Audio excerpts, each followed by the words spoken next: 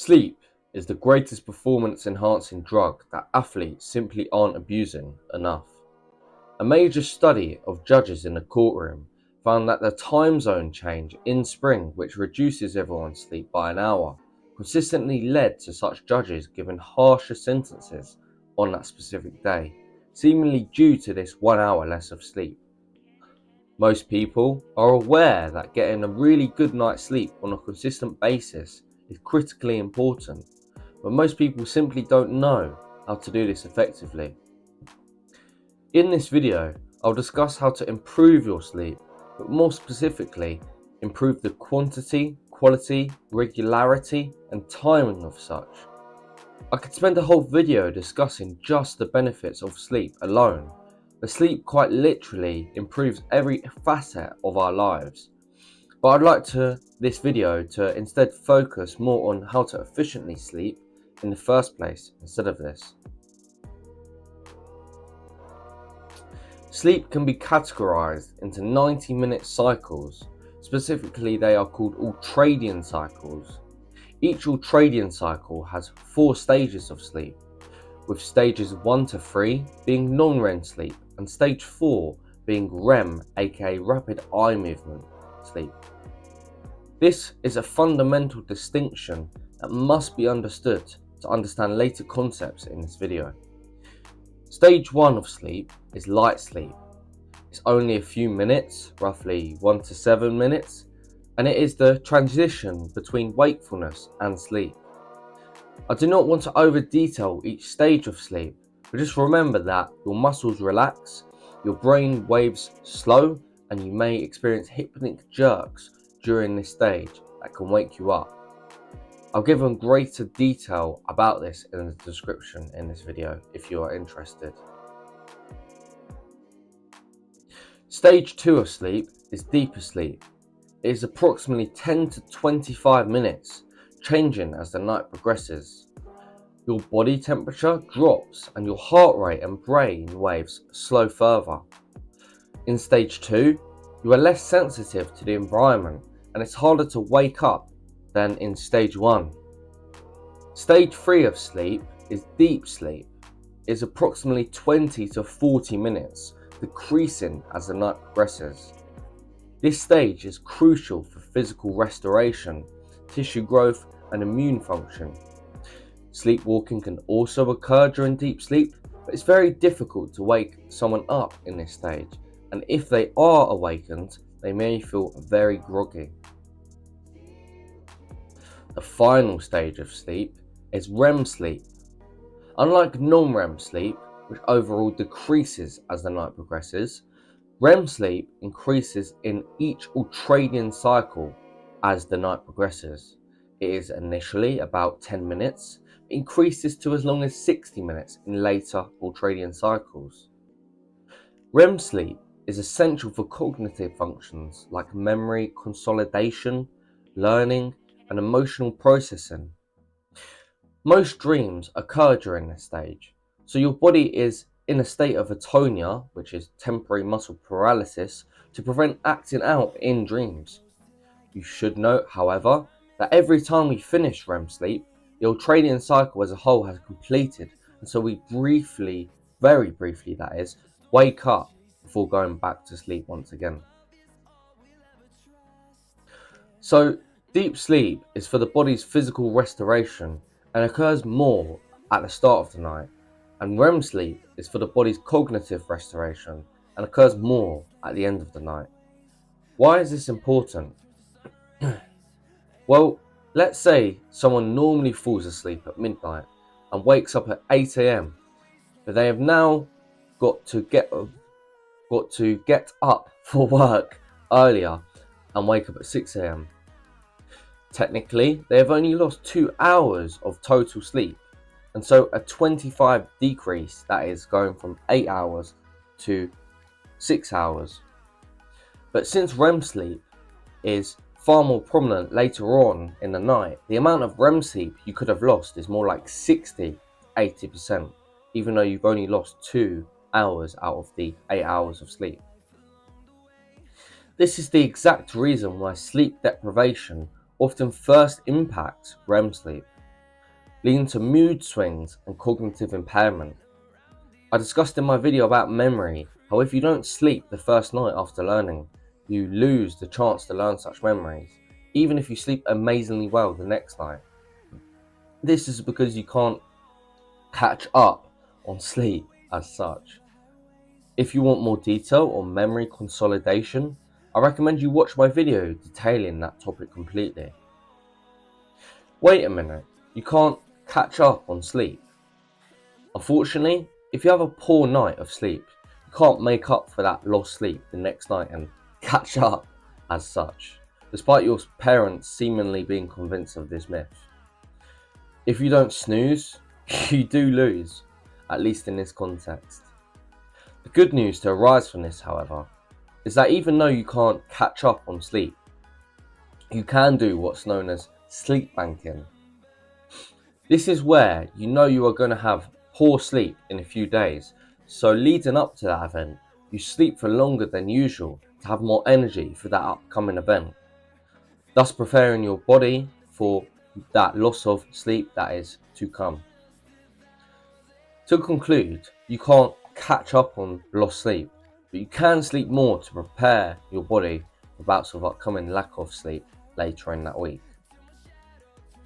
The last thing I want to discuss before moving on to dreaming is the question of, well, how long should I sleep for?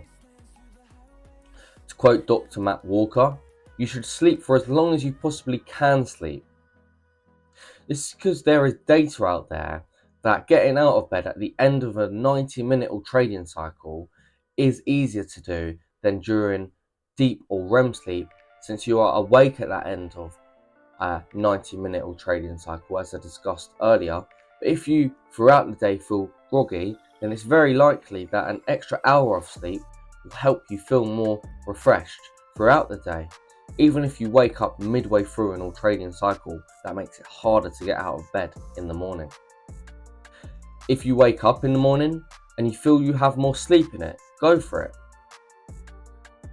No other species that we know of artificially terminates their sleep, so if you feel like you can go for more sleep, go for it. I want to make it very clear though that the time you are asleep should be a consistent amount of time. For example, if you're consistently sleeping for 9 hours and do so at a regular time, this is fundamental to help setting your circadian rhythm. This is important for helping your body throughout the day and will be something I further discuss later on in the video. So I've discussed how REM sleep is for the body's cognitive restoration and how dreams occur during sleep. I'll now make further links to this topic. It's not really known why we dream. More studies need to be done to confirm why. Many theorize we dream to understand and deeper analyze events that have occurred during our day. I'd recommend reading Freud's notions on dreams if you have spare time, as some of his theories are astonishing. What we do know about dreaming though is that we need it, and we need it really bad. If you go without REM sleep for too long, your body actually skips stages 1 to 3 and goes straight into REM sleep. This is known as REM sleep rebound, and it can lead to extremely intensive dreams. Everybody dreams when they sleep. You are always dreaming, even if you don't remember it. Just because you don't remember your dream, it doesn't mean you have had poor sleep. There is no correlation between remembering your dream and the quality of your sleep, or your REM sleep more specifically. This is because dreams can of course take many forms, and yet even though this is vastly not understood in scientific literature, for example how noradrenaline is the lowest in the brain when we dream, despite this could be during nightmares that we have and the noradrenaline is low, we just don't know enough about it. Even the ability to know during a dream that one is dreaming, that is lucid dreaming, we truly don't understand why we do this. What I've started doing is I've had this app called Onry, where as I wake up in the morning, I know all the dreams I've had. So I say, okay, I've had 1 dream today, I've had 2 dreams today, I've had 3 dreams today, and I'll know each dream that I had. I actually had a dream today, this morning, last night to be more specific, where I was playing football and then I got in a fight with someone and then I took them in the hospital. I hit them with a nice 1-2. He got really angry that I saved his goal, even though I'm not a goalie. I'm a CDM, and then I slipped his punch and went bang bang, and then I took him to hospital. Weird dream. Now, if you want to lucid dream, many people utilize a reality check when attempting to lucid dream. They attempt something in the real world that can't occur, like pushing their index finger through their right hand, like that, or sliding their watch off past their hand for their wrist, like, I don't have a watch on, but like that. I've lucid dreamed perhaps 10 times in my life, and I must say the ability to control one's dream and everything that occurs in it is truly an amazing experience that I recommend. Many papers have been published, showing how dreams that are lucid have led to people feeling less refreshed when they wake up. That is unrestorative sleep as such. Lucid dreaming is seemingly a more shallow form of REM sleep, or perhaps a more active and fatiguing form of REM sleep that leads to it being more fatiguing. But other studies have also come out suggesting that lucid dreaming doesn't affect how refreshed you are in the morning, so it's down to experimentation. What I recommend is find if lucid dreaming is a practice that is worth it for you, but at the very least, in my opinion, it's certainly worth a try. Okay, so let's discuss methods that improve our sleep, and begin doing so with light and the circadian rhythm. When you open your eyes and light comes into them, a particular set of neurons called retinal ganglion cells take this light, so this information, and communicates this to a clock in your brain called the suprachiasmatic nucleus. The suprachiasmatic nucleus has connections with essentially every cell and organ in your body, and it is vitally important we get light communicated to this clock in order to time numerous functions in your body, such as cortisol, melatonin production, and so on. This circadian rhythm is quite literally regulated and maintained by the suprachiasmatic nucleus. It acts as the body's master clock, regulating the 24-hour biological cycle in your body. To be more specific, it's about 24 hours and 15 minutes. We don't know why it's slightly above 24 hours, but there you go. Light is the main way the suprachiasmatic nucleus clock is meant to be set. This is because it's the only direct input to the clock. This is the reason why you should get sunlight in your eyes as close to waking as possible to help your circadian rhythm. You of course don't need sunlight beaming directly into your eyes, as that would literally blind you in most cases, but please try to get light into your eyes via sunlight outside, as it's 50 times less effective to view sunlight through a window than outside. Sunglasses, similarly to this, also can greatly decrease the amount of light your body can receive. Getting early morning sunlight is grounded in the core of our physiology. On cloudy days, you especially need to get outside, since you are getting less sunlight and you need to be outside for longer. If you want a more detailed version of this, explanation I've made a video on sunlight, which I will link in the description below. There were literally hundreds, if not thousands, of quality peer-reviewed studies that show that viewing sunlight early in the day is the most powerful stimulus for wakefulness in the day, and how it's amazing at helping you fall asleep at night. Light is the most powerful thing governing when you want to be asleep, and so you should really try and dim the lights around you near bedtime. It makes it a lot easier to get sleepy and stay sleepy throughout the night. It's recommended to do what the Scandinavians do, which is used in really dim lights close to bedtime to improve sleep. This includes screens like, let me get it, phones, laptops, other electronic devices.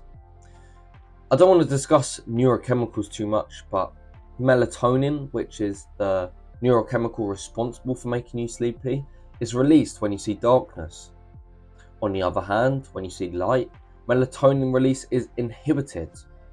To put this into context, if you wake up in the middle of the night and turn on your bright bathroom light, this can easily inhibit melatonin release and therefore make it much harder to fall asleep.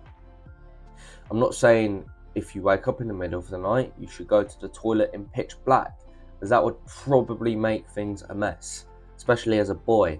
But using your phone's flashlight on a low setting, for example, is a lot less bright and therefore will make it easier to fall back asleep while still being able to see what you're doing.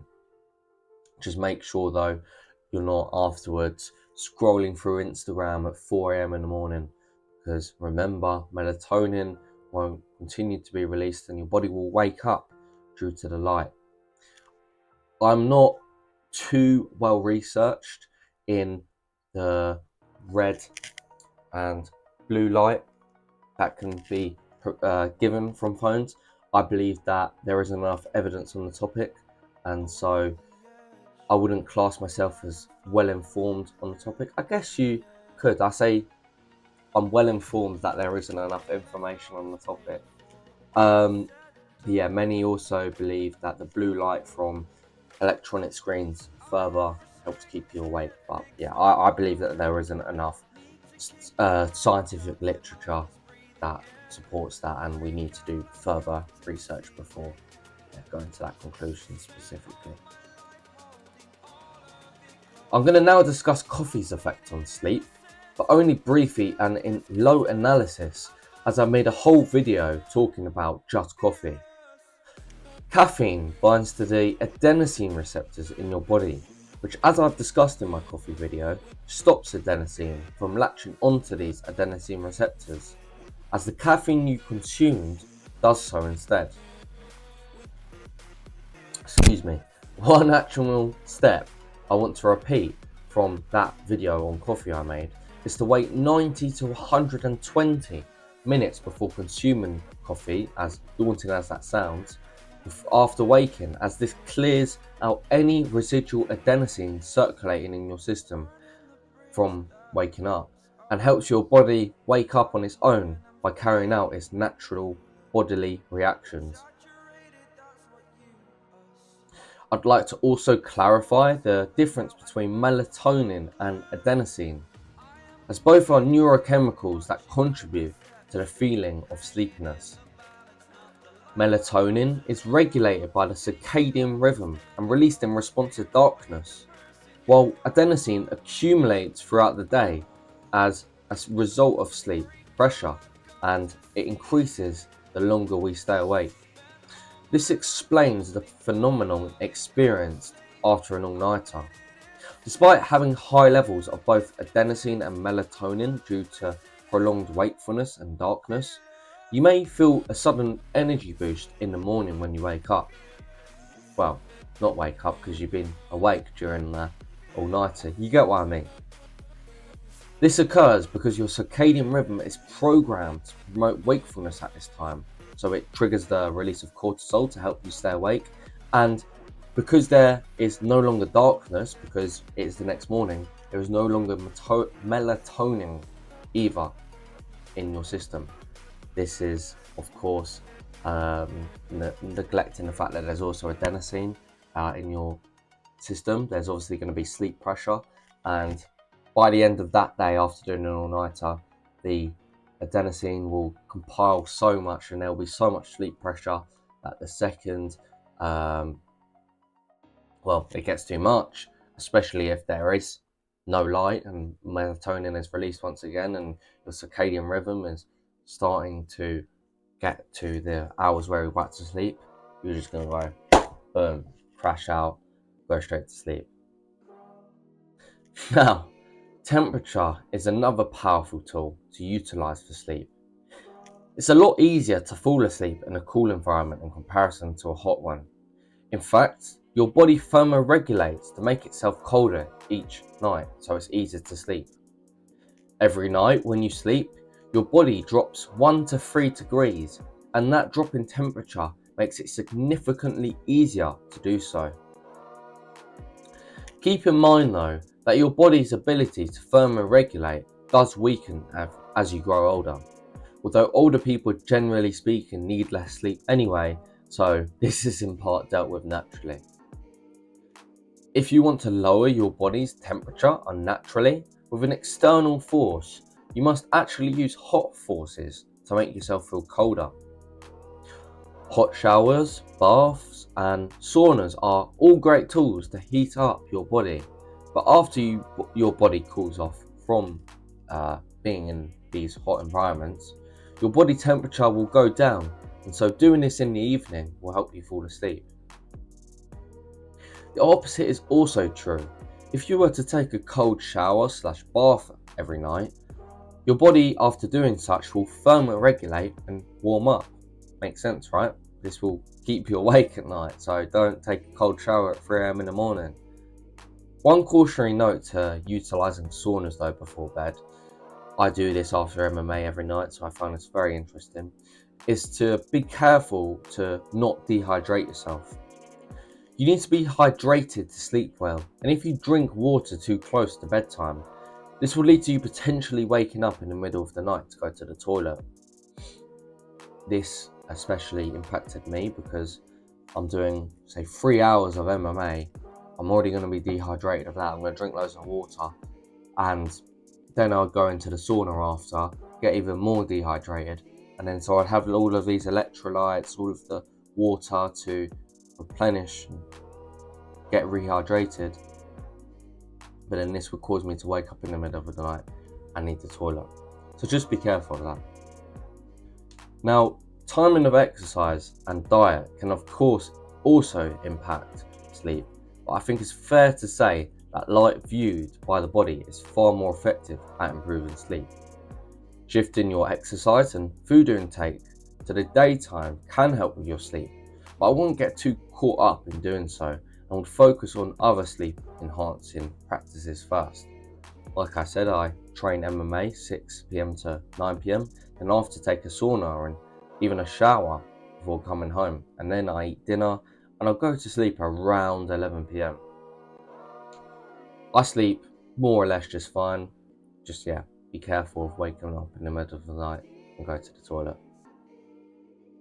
If you feel like eating too close to bedtime is affecting your sleep, then feel free to not do so, but for me and many others, I'm not affected by this. I would, however, avoid sugar before bedtime, not just because of the effects it has on your teeth if not cleared before you sleep, and also because sugar before bedtime can increase your body temperature, even very subtly, and subsequently keep you awake at night.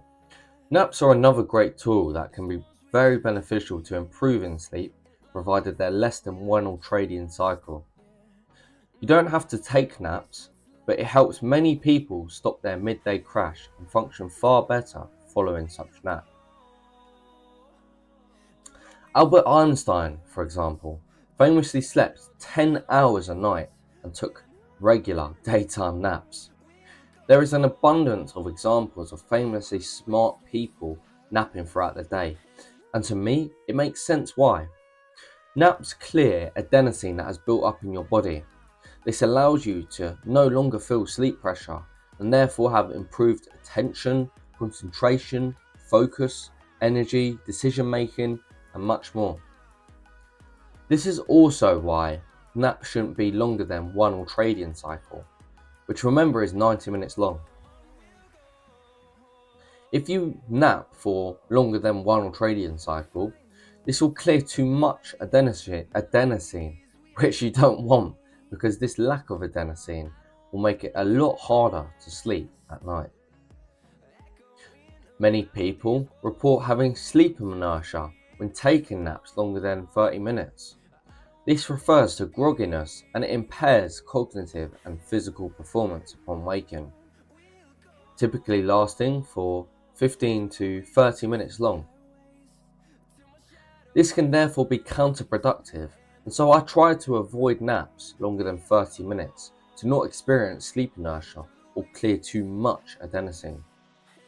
I personally nap for 10 to 20 minutes and do so just before 2 p.m, so my adenosine is higher later on in the day. That is, if you were to nap an hour before you're about to sleep, you're now going to be less tired when trying to sleep that hour later. Also, I want to mention how I utilise what many people call a nappuccino, where I actually combine caffeine consumption with my nap. Just before napping, I drink a coffee, so after my 10 to 20 minute nap, I wake up feeling extremely refreshed and cognitively sound. I found this to be an extremely powerful tool, and I certainly recommend trying this if one has the chance to. Before continuing to discuss other tools to improve sleep, I want to raise awareness for what's called sleep apnea, as it's been found that around 85% of individuals with sleep apnea don't know they have it, despite it affecting 20% of the UK's population. I don't know the figures for the world's population, so I apologise. Sleep apnea is when you can't breathe efficiently while sleeping, often leading to snoring. When you can't breathe efficiently, your brain gets a message to wake up due to this poor breathing. The brain, while awake, quickly activates the muscle that gets the throat open, allowing your body to breathe efficiently again.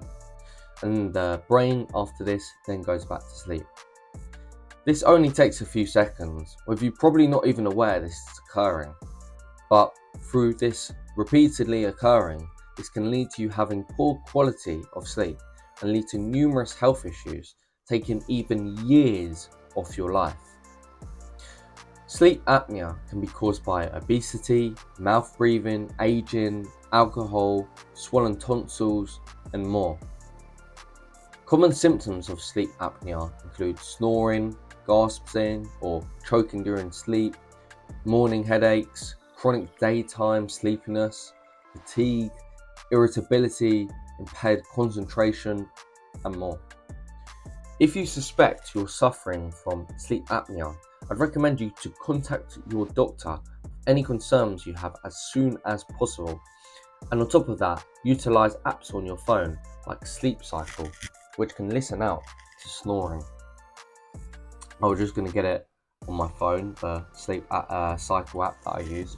I realised that I'm recording my mic quality on my phone, so I can't.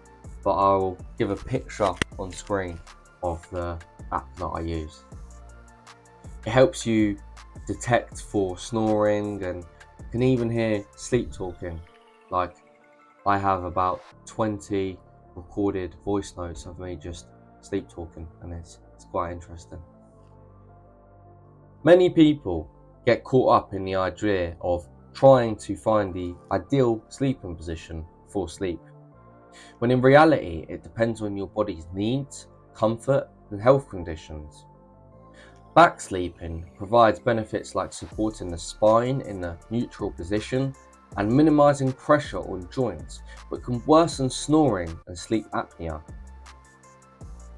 Side sleeping provides benefits like reducing snoring, great for reducing sleep apnea, aiding digestion and supporting the spine, but it may cause shoulder and hip pain in the process of doing such. Front sleeping may reduce snoring, but it can strain your neck and lower back and also increase pressure on joints and muscles. Many people also get caught up in overthinking when trying to sleep. I certainly used to be one of the people that fell into this category, as I tried to actively think about as many things as possible when trying to sleep, and this would simply stress me out and keep me awake for longer.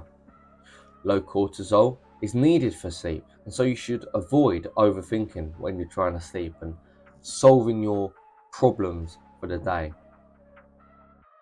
People very rarely do reflection during the day, and so when in bed, this is when they try to do this. But in reality, you should just be focusing on your breathing and not really thinking of much whatsoever, instead of actively trying to think about problems that you can solve and thoughts that you have.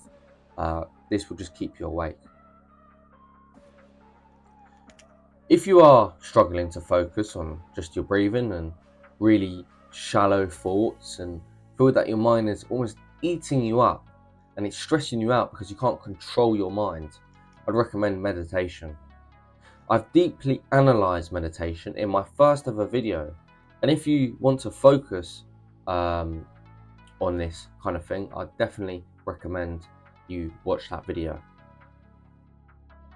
You're able to be more mindful and control one's own thoughts. There's other methods too that will also help the mind getting off itself. This includes NSDR, doing body scans, and taking yourself on a light mental walk. For example, doing a walk that you know really well just outside your house and doesn't make you think too actively while doing so. Funnily enough, counting sheep while trying to sleep has actually been found in studies to increase the time it takes to sleep. This is because when you are actively doing arithmetic calculations that therefore are stressful for the mind, even though it's literally +1, +1, +1, this can actually keep you awake, even though, they are very basic. One thing I should mention that you should not do, however, if you can't sleep, is trying to force yourself to sleep. This is because it will only stress yourself out more.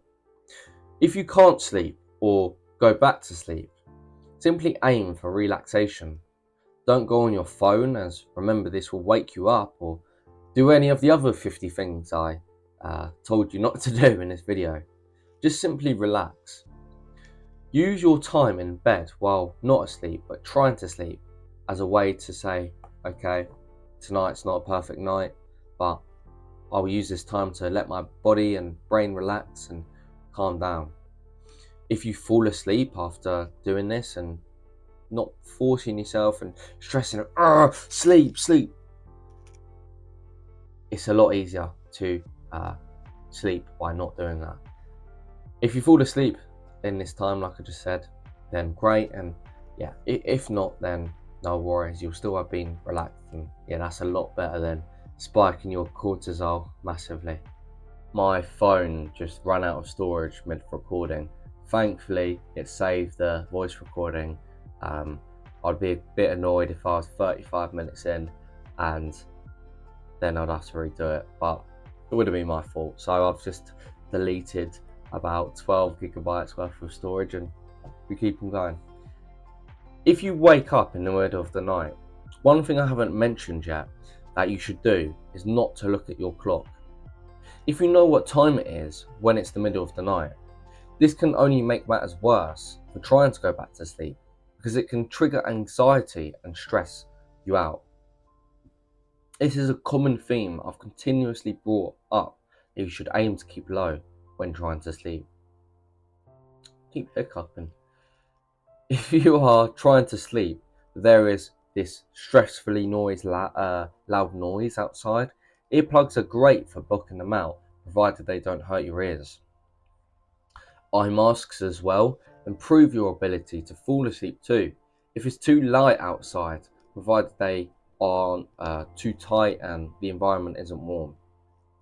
It's better to wear these things and just forget about it than going, why is this happening to me? Like with my camera, for example, my phone running out of storage. It was a bit annoying, I won't lie to you, but at the end of the day, it would have been my fault.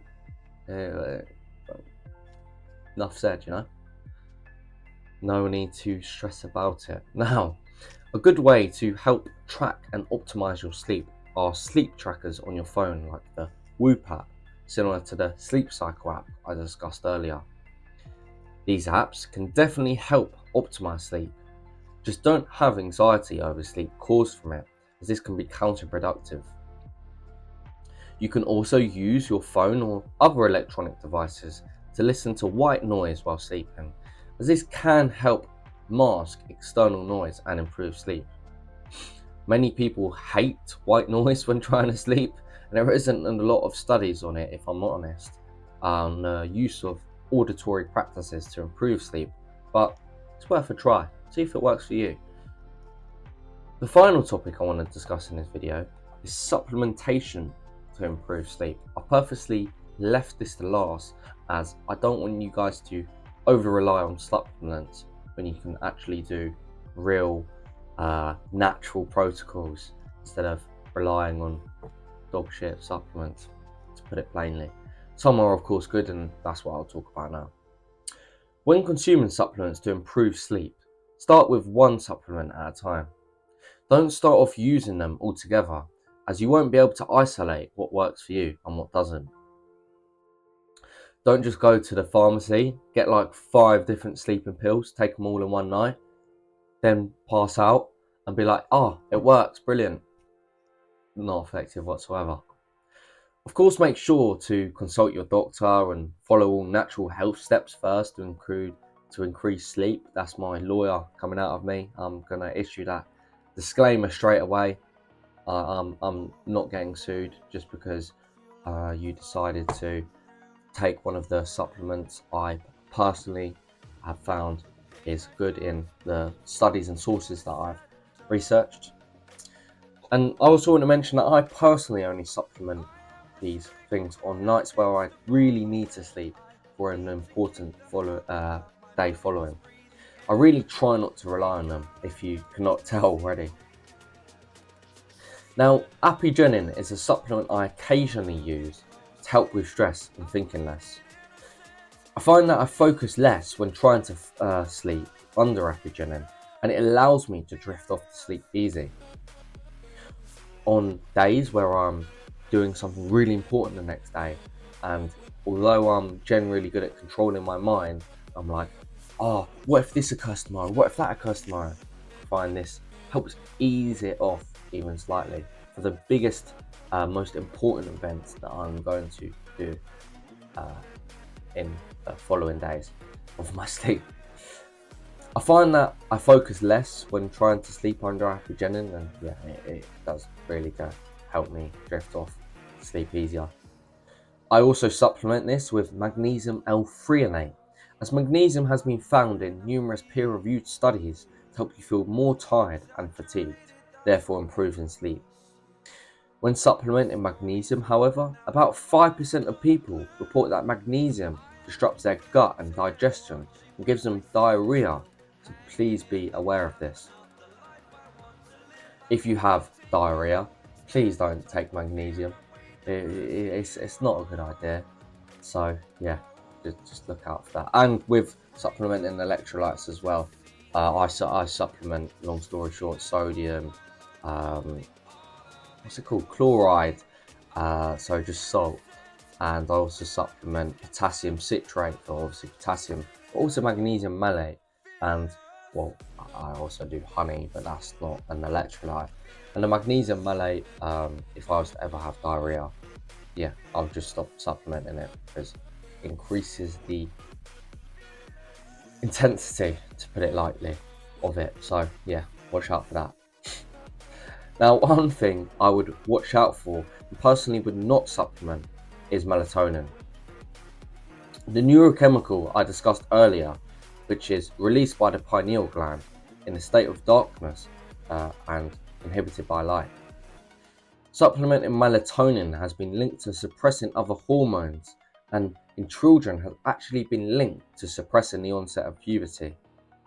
Your body naturally produces melatonin, and many documents have come out showing dosages labelled on melatonin pills have been completely inaccurate, leading to people both over-consuming and under-consuming, and many people heavily messing up their pineal gland in this process. Alcohol and weed also abolish your REM sleep. Many people believe these substances help them fall asleep and stay asleep, but the scientific literature is clear that these substances greatly decrease the quality of the sleep, and that is objectively suboptimal in this regard. This is the end of the video. Any sources I've used will be in the description alongside the information I found interesting but I did not include. This is the end. Oh my gosh, I've been here for 45 minutes long, and this is the last video of this channel. It's been a real pleasure. It's been a pain, to be honest, and it's truly consolidated to me that I don't care about social influence. Many times I've created these big social media platforms, like on TikTok I have 55k followers, on Instagram I have a combined total of about 3 accounts of 45k followers, on YouTube I'm doing pretty well as well, I have a couple hundred subscribers, but it's not for me, and it's truly increased my love for law, because towards the end of studying these health and fitness topics, that, don't get me wrong, have greatly equipped me to live a better and more healthy life, and throughout my life and my kids, my family, I can help them alongside myself with all of these things that I've researched. I'm now set for life. Obviously, new scientific literature can be present and I can change my opinions on things, but I'm very well equipped with all the knowledge and topics I've researched to be able to truly, well, live healthy as such. And so yeah, I think it's been a really good experience researching this stuff and also creating it in video form, and yeah, just in video, posting videos is truly consolidated for me that I don't care about my legacy. I don't care about social validation, even though I think social connection is an extremely important thing. I've discussed this in my video about dopamine. But yeah, I don't care about how many followers I have or anything like that. I used to care all the time. I remember in year 11 when I was posting videos on gym content, I was posting myself for validation, but two, so I could get my followers up and my likes up. I remember a couple of videos got millions of views of those that I posted, and I was like, yes, validation. I don't care about that anymore, bro. I really don't. One of my 4 life goals, and fucking hell, this is going completely off topic, but this is my last video, so why not? One of my four life goals was to have a legacy of my 3 other life goals. So my 3 other life goals. This is going extremely off topic. My 3 life goals were to pursue a strong mind and body and continuously better such, so I can be able to protect myself, my family, my friends, have good academic knowledge in all topics, like the health and fitness topics I'm researching, but also other things I have a passion for, like history, like politics, like philosophy, that kind of thing. My second goal is to eventually, not right now, I'm 19, find a woman that will, eventually raise a family with me. Quite straightforward. And number 3 is to be a man of the people and to help those. At one point, I thought that posting content would be the solution to this as such. I always thought I wanted to be a lawyer, but I while studying law, would post these videos thinking, oh, maybe I could do this instead of law. No, I really enjoy law, and it's right now I'm studying tort law and negligence within tort law. I find that so much more interesting than creating these videos and then editing it. Oh my god, that's a pain. It's not for me personally, creating videos and content and getting social validation in general, even though I don't care about followers, and I do, like I said, think social connection is extremely important. This has been, wow, a very off-topic video, but this is the last video, like I said, that I will ever make, ever. That was dramatic, but yeah, thank you for watching. been 50 minutes long. Obviously, I've got edit it. I've made 3 cuts, I believe, in this video. One of which was when my storage came out, and yeah. Now I know that this is the end, and in 5 years' time, I'll probably be the only person watching this video. So this is in a way talking to myself. This is really weird, man. This is really weird. I remember when I made my first video, I was like, oh shit, I'm gonna see myself in like 5 years' time, and I wonder how I'm gonna be. Now I'm thinking the exact same thing. 5 years' time, I will have what? I would have done uni, the 3 years, then I would have passed, hopefully, my bar exam. I still want to be a barrister specifically, and I will be doing my pupillage, maybe a third six.